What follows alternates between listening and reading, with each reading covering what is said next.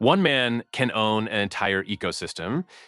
Larry Page, co founder of Google, has shown how far modern wealth stretches. I heard about this project years ago, and it still blows my mind. He purchased enormous land encompassing a mountain range just for personal enjoyment. This wasn't a small hill for a holiday home. We are talking thousands of acres here. Sources suggest acquisition involved 7 property owners.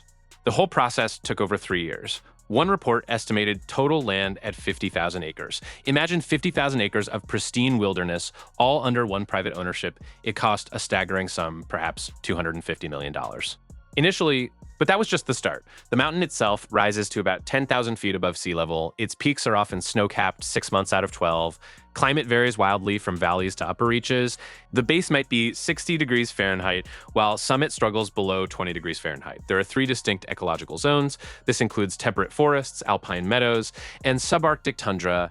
Many species call this place home. Wildlife surveys identified over 200 bird species. There are 45 mammal species, including grizzly bears, cougars, and elk. Conservation efforts were a stated goal. He pledged to protect biodiversity. One source mentioned a 20-year plan for habitat restoration across 10,000 acres. This mountain project isn't just ownership. It's development and infrastructure. He needed access roads. These roads were miles long, winding through rugged terrain. Imagine engineering challenges. They involved blasting rock and stabilizing steep slopes. Hundreds of workers were employed during peak construction. There were geologists, engineers, environmental consultants, and heavy equipment operators. Road construction alone might have cost $50 million.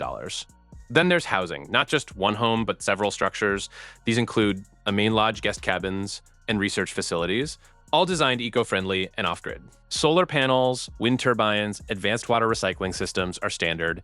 Energy independence is a massive undertaking. A large solar array could cover acres, providing clean power. He also invested heavily in private security.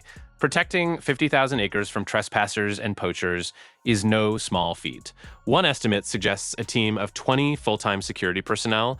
They patrol vast boundaries using all-terrain vehicles and drones. The security budget alone could easily run into several $1,000,000 each year. And the maintenance, ongoing maintenance for such a massive property must be incredible. Roads need repair, buildings need upkeep, ecological management.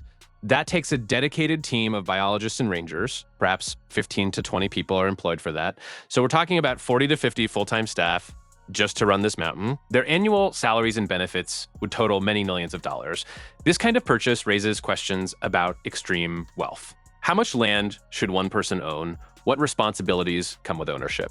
Larry Page used his immense wealth for various projects. He co-founded Google with Sergey Brin in 1998. Google went public in 2004. That was a truly pivotal moment for technology. Their net worth has been estimated at over $100 billion each, a mind-blowing number. This mountain is just one example of how that wealth is deployed. He also invests in future technologies like flying cars and extended lifespan research. The mountain might serve as a private testing ground, perhaps for drone delivery systems or sustainable building materials. Possibilities are endless with that kind of capital. The local economic impact is significant. The project has created dozens of jobs for surrounding communities, construction jobs, maintenance jobs, security jobs. This provides needed income for hundreds of families. Local businesses also benefit from purchasing supplies and services. Hardware stores, lumber yards, food suppliers. These small towns often struggle. A large private project can be a real boom. Initial surveys involved many local contractors and specialists. Mapping terrain, conducting geological surveys, assessing environmental sensitivities. These studies could have taken 6 months and cost $1 million. Permits for large-scale development are extensive.